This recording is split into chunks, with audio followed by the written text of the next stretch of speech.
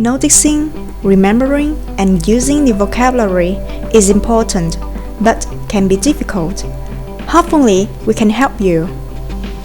Start by asking yourself how you learn new vocabulary. When you hear or see a new word in a foreign language, what do you do to make sure that you remember it later? This teacher has some useful advice. One way I suggest students record vocabulary is to write it down, either in a notebook or on a tablet or on their laptops. That way they can look back at the words later, and I also find it helps them to remember vocabulary. So, our first tip is to write down new words and phrases that you hear and look back at them later. How about when you discover that you don't have a word in English to say what you want? What does this student do?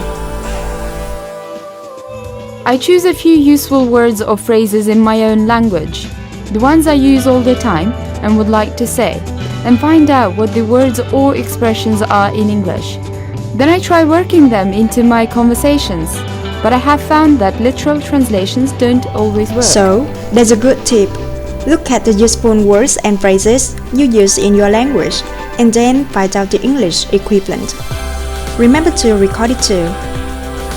Another useful way to increase your vocabulary might be to use a dictionary, either an old-fashioned paper one or an online one.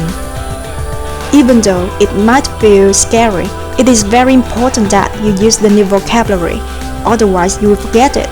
In the beginning, you could try out new words with your friends.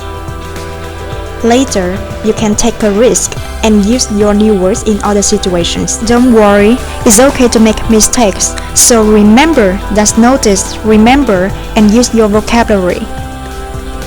Don't be shy. Start building your vocabulary today. Good luck!